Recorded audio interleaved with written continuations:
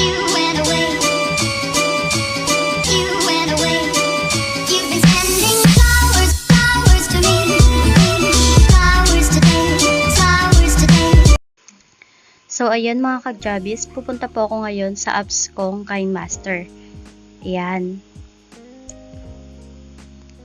So, punta lang po ako dun sa plus, then 16:9, open. Tapos, mag-insert lang kayo ng video o kaya picture. Depende sa inyo kung anong gusto nyo. Ako, nag-insert ako ng picture. So, check lang.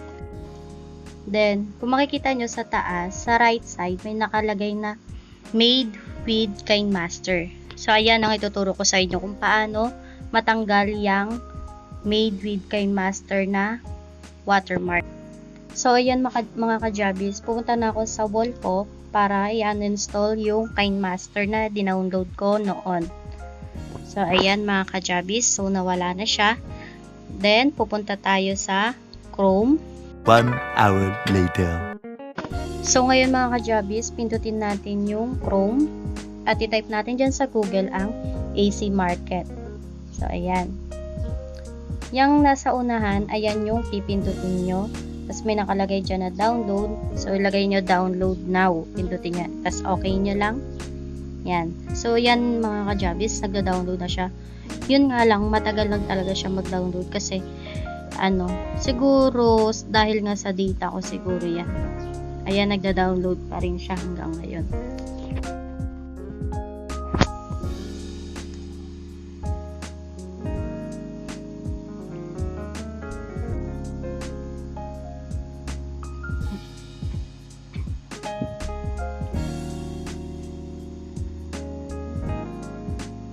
Download.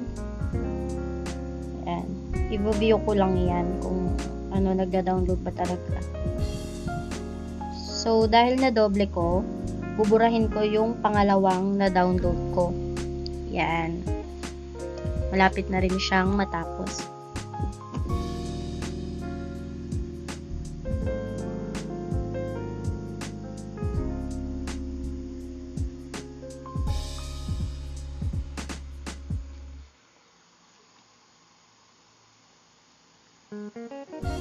So, yan. I-open nyo lang. Then, install. Yan. Waiting lang kayo. Medyo matagal-tagal talaga siya. Kaya, tiis na lang. Pero kung para sa akin, magandang gamitin tong Kinemaster. Tapos sa AC Market nyo siya i-search. Para din siyang Play Store. Yan, open nyo lang. Yan. Okay. Allow. I-allow nyo lang ng i-allow. Tapos mag-open na yung AC Market. Yan. X. So, dyan sa taas, dyan nyo isa-search yung Kinemaster. So, yan. Makikita nyo na yung difference ng unang dinownload ko na Kinemaster na may watermark na nakalagay ay made with Kinemaster at yung itong ida-download ko ngayon. So, ayan. Nagda-download na yung Kinemaster. So, waiting lang talaga tayo kasi matagal talaga siya. Siguro nga dahil nga sa data ko to. Pero, iaano ko sa inyo to na mas magandang dito kayo mag-download sa AC Market pag gagamit kayo ng Kinemaster na pang-edit ng mga video nyo, ganyan.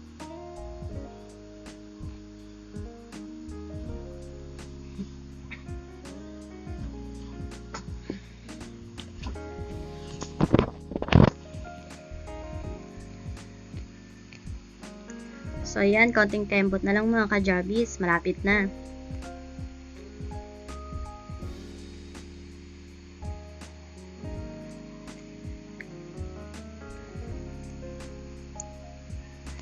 So, ayan. Punta kayo sa settings ng AC Market. I-ano nyo lang yan. I-allow nyo lang yan. Ayan, allow. Tapos, tsaka nyo may install yung Kinemaster. Yan, installing na siya mga ka-Jhabies. Konting kembot na lang. So, yan, konting kembot na lang. May da-download na natin ang Kinemaster. Makikita nyo na rin yung pinagkaiba ng kanina at saka yung ngayon.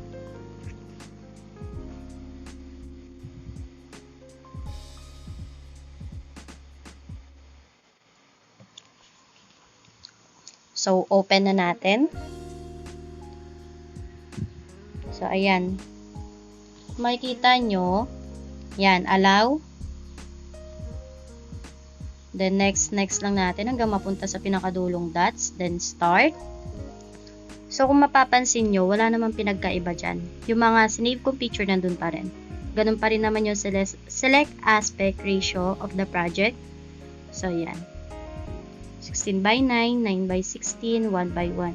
So, yun. 16:9 yung aking pipindutin. So, ganun pa din naman yung gagawin ko. Picture pa din yung ilalagay ko para makita nyo yung pinagkaiba talaga. So, yan. Pindutin natin yung plus. So, insert ulit natin yung picture na kinuha ko kanina. So, ayan. Ayan, check. So, ayan kung mapapansin nyo mga ka-Jhabies. Ngayon, wala na siyang nakalagay na made with Kinemaster. Ayun kasi yung tinatawag nilang watermark. So, salamat mga ka-Jhabies. So, ayan mga ka-Jhabies. Sana may natutunan kayo sa video ang ginawa ko. Thank you for watching and see you on our next vlog.